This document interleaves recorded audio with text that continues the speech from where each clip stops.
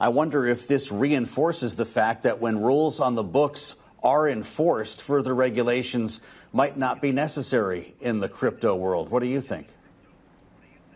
Well, we're happy today to demonstrate what we can do with the powers that have been given to us by Congress by announcing the largest enforcement action in Treasury's history, more than $4 billion against Binance, the largest virtual currency exchange, for their egregious violations of money laundering laws and also our sanctions violations. What this shows is that we do have strong tools, but given the evolution of this ecosystem, we also need new tools to deal with the challenges that they present for the U.S. economy when it comes to illicit finance. The actions that we're taking that you outlined were egregious. They allowed groups like Hamas and others to be able to use Binance's network to move money that they used for the horrific actions that they've taken both in the Middle East, but other groups, including cyber criminals, have taken around the world as well. 1.1 million transactions involved Iran, Mr. Deputy Secretary. Obviously, that's heavily sanctioned by the United States. It looks like these transactions started in 2018. Why did it take to 2023? I have to start by thanking the talented men and women who have been doing this investigation of Binance over the course of the last few years. And the reason it's taken so long is because Binance didn't simply allow these transactions to occur. They actively worked to disguise these transactions from our ability to look at them. They provided us with information that was untrue. And because of that, it took the talented men and women at FinCEN, OFAC, and the IRS CI, Criminal Investigation Unit, over several years to build this case against Binance. But when we built it, it was an extremely strong case, and the enforcement action we took here, both in terms of the penalty, which I mentioned is the largest, but also the monitoring, which I think is very important, because what the monitoring allows us to do is to have access to Binance's books and records, to be able to monitor them on an ongoing basis, to make sure that these actors who seek to impact our national security, commit crimes, don't have the ability to use Binance's networks to do that in the future. See, it's interesting to me that CZ, again, pleading guilty to criminal charges here and stepping down as the CEO of Binance, will remain as a consultant of some sort. To what extent will he still be involved in the operations of this company?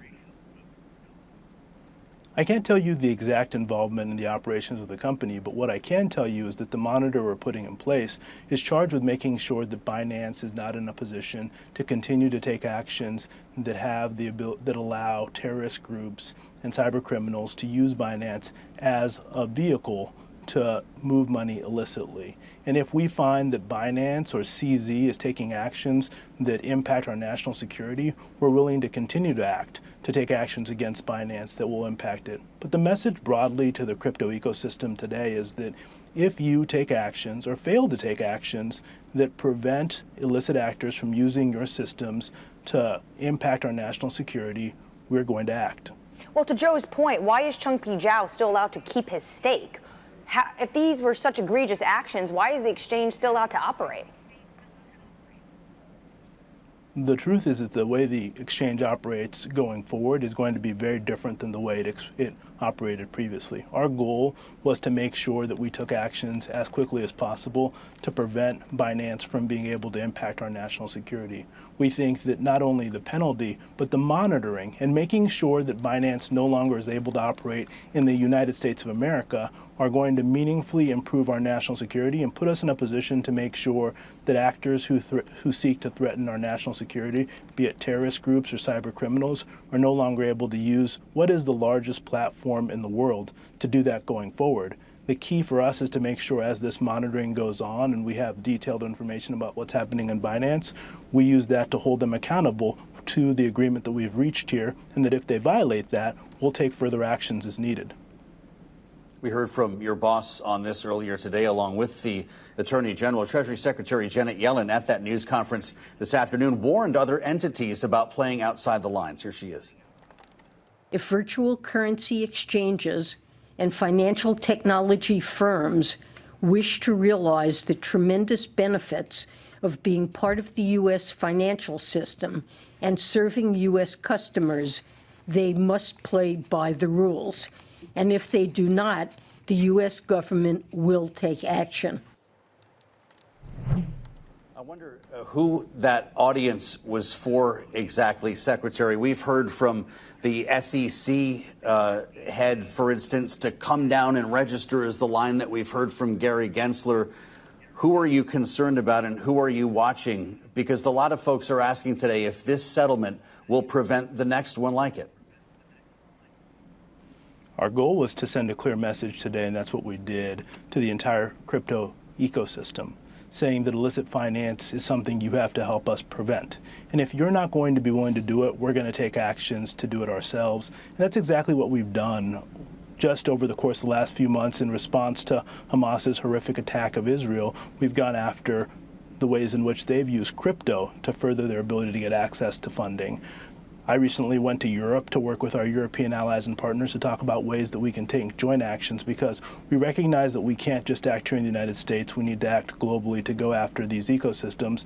But ultimately, if those people who are propagating the crypto ecosystem want to prevent this, they can take actions. Many of the actions that Binance never took, to set up anti-money laundering procedures, to make sure that they're protecting their systems from being able to be used by cyber criminals.